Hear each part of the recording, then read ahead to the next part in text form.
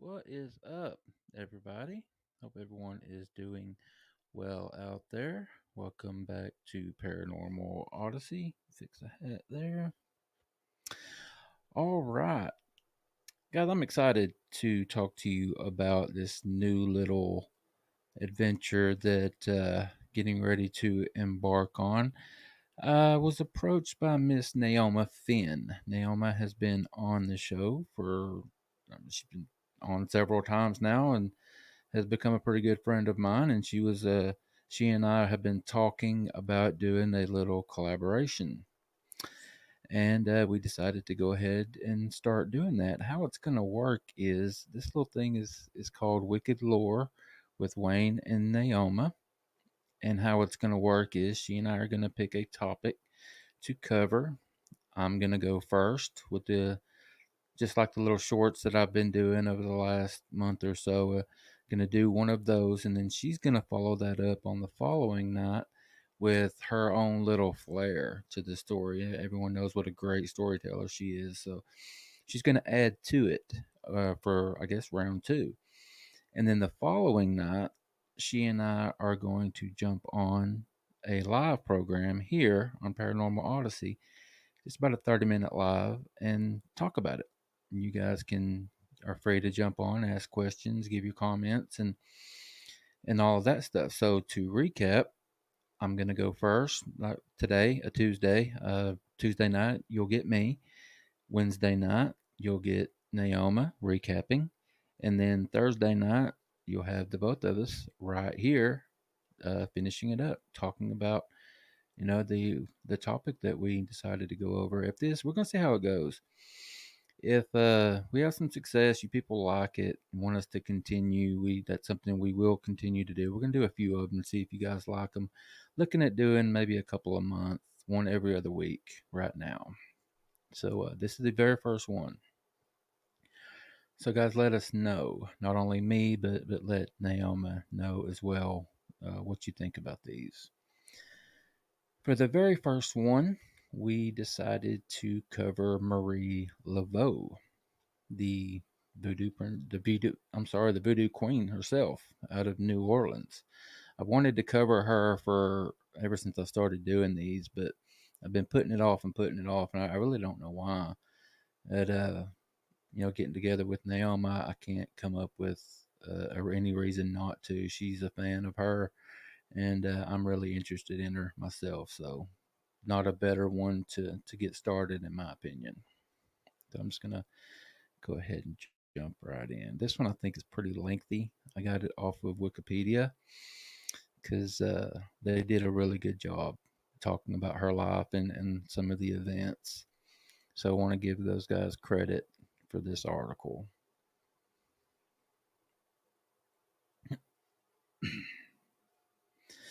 Marie Catherine Laveau, September 10th, 1801 to June 15th, 1881, was a Louisiana Creole practitioner of voodoo, an herbalist, and a midwife who was renowned in New Orleans.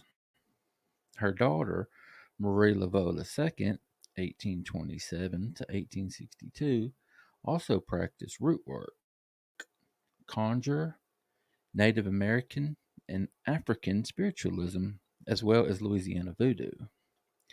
An alternate spelling of her name, Laveau, Laveaux,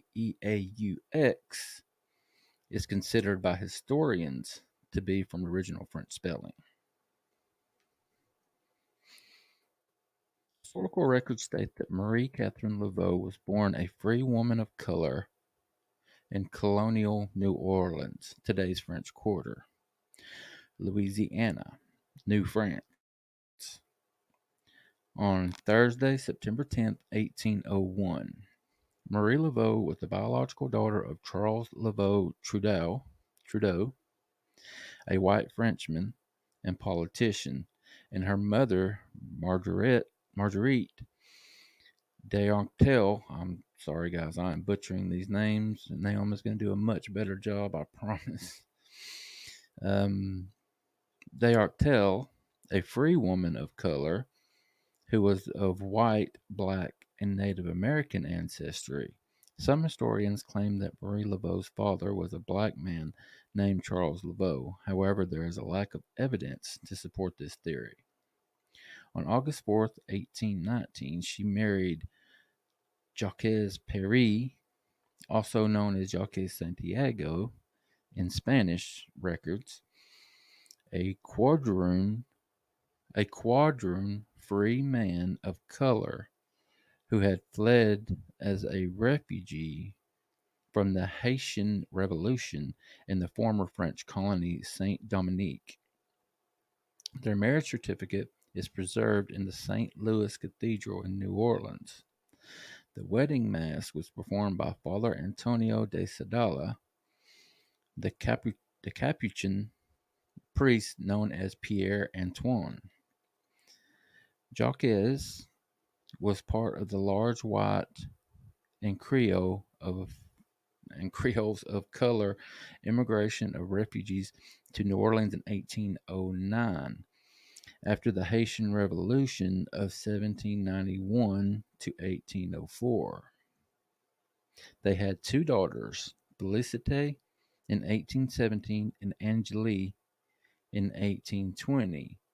Both disappeared from records in the 1820s. Jacques Santiago Paris Jacques Santiago Paris worked as a carpenter. The death of Jacques Paris was recorded in 1820. Again, guys, I'm butchering these names and I do apologize. I'm familiar with the pronunciation. Following the reported death of her husband, Jacques Paris, she entered a domestic partnership with Christophe Dominique Dumanet de Glapion, a nobleman of French descent with whom she lived until his death in 1855. They were reported to have had 15 children. It is unclear if that includes children and grandchildren. They had 7 children according to birth and baptismal records. Marie Laveau is confirmed to have owned at least 7 slaves during her lifetime. During her life, Marie Laveau was known to have attended to prisoners who were sentenced to death. Rumors circulated that some prisoners would receive poisons or other substances before going to the gallows, but this was never proven. A reporter from the New Orleans Republican detailed one such visit in an article published on May 14, 1871, in which he describes Marie Laveau as a devout and acceptable member of the Catholic Communion. Following her death, her daughter Philomene confirmed during an interview with the reporter from the Pacquiao that only Catholic traditions would take place during these visits, and that her mother would also prepare the men's last meal and pray with them. Marie Laveau also sought pardons or commutations of sentences for those she favored and was often successful. She was known to care for the sick in her community during the yellow fever epidemic of 1878 by providing herbal remedies and prayers for the afflicted. Her other community activities included visiting prisoners, providing lessons to the women of the community, and doing rituals for those in need without charge. Marie Laveau was a dedicated practitioner of voodoo, healer, herbalist, and an entrepreneur. Laveau was also known as a prominent female religious leader and community activist. Laveau started a beauty parlor where she was a hairdresser for the wealthier families of New Orleans. She excelled at obtaining inside information on her wealthy patrons at the beauty parlor by listening to ladies gossiping or from their servants, whom she either paid or cured of mysterious ailments. She used this information during her voodoo consultations with wealthy Orleanian women to enhance their image as a clairvoyant, to enhance her image as a clairvoyant, and use this intel to give them practical advice. She also made money by selling her clients gris as charms to help their wishes come true. In her role as voodoo practitioner, customers often appealed to Laveau for help with family disputes, health, finances, and more. Laveau performed her services in three main places: her own home on St. Anne Street, within Go Square, and at Lake Pontchartrain. She was the third female leader of voodoo in New Orleans. The first was Saint Dede, who ruled for a few years before being usurped by Marie Salope. Marie Laveau maintained her authority throughout her leadership, although there was an attempt to challenge her in 1850. Due to her strong influence, New Orleans voodoo lost a large number of adherents after her death. Her daughter, Marie Laveau II, displayed more theatrical rubrics by holding public events, including inviting attendees to St. John's Eve rituals of Bayou Street John.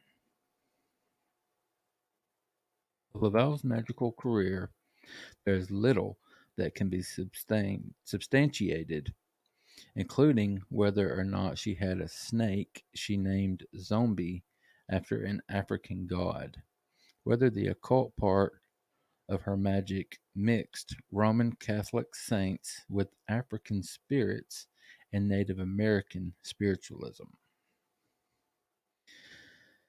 Marie Catherine Laveau Paris Glepion died on June 15, 1881, age 79. The different spellings of her surname result from many different women with the same name in New Orleans at the time and her age at death from conflicting accounts to her birth date. On June 17, 1881, it was announced in the Daily Picayune that Marie Laveau had died peacefully in her home. According to Louisiana Writers Project, her funeral was lavish and attended by a diverse audience, including members of the white elite. Oral tradition states that she was seen by some people in town after her supposed demise. News of her death was featured in a number of newspapers, including the Station Spectacular in Virginia, the Omaha Daily Bee in Nebraska, as well as several newspapers published in Minnesota. At least two of her daughters were named Marie, following the French Catholic tradition to have the first names of daughters be Marie and boys Joseph, and each used the middle name as a common name. One of her daughters, named Marie, possibly assumed her position with her name and carried on her magical practice, taking over as a queen soon before or after the first Marie's death. Malvina Latour has also been reported as being Laveau's successor. Laveau's name and her history have been surrounded by legend and lore. She is generally believed to have been buried in plot 347, the Glepion family crypt in St. Louis Cemetery No. 1, New Orleans. But this has been disputed by Robert Tallant, a journalist who used her as a character in historical novels. Tourists continue to visit, and some draw X marks in accordance with the decades-old tradition that if people wanted Laveau to grant them a wish, they had to draw an X on the tomb, turn around 3 times, knock on the tomb, yell out their wish, and if it was granted, come back, circle their X, and leave Laveau an offering. In 1982, New Jersey-based punk rock group The Misfits were arrested and accused of attempting to exhume Laveau from her grave after a local concert. The arrest took place in nearby Cemetery Number 2, and there are conflicting accounts of the incident. Human St. Louis Cemetery Number 1 was vandalized by an unknown person on December 17, 2013, by being painted over with pink latex paint. The paint was removed because the structure is made of old plaster, and the latex paint would seal in the moisture, and that would destroy the plaster. Some historical preservation experts criticized officials of Archdiocese of New Orleans, who maintain the cemetery, for their decision to use pressure washer rather than paint stripper to remove it. As of March 1st, 2015, there is no longer public access to St. Louis Cemetery Number 1. Entry with a tour guide is required because of continued vandalism and the destruction of tombs. This change was made by Archdiocese of New Orleans to protect the tombs of the Laveau family, as well as those many other dead entered there.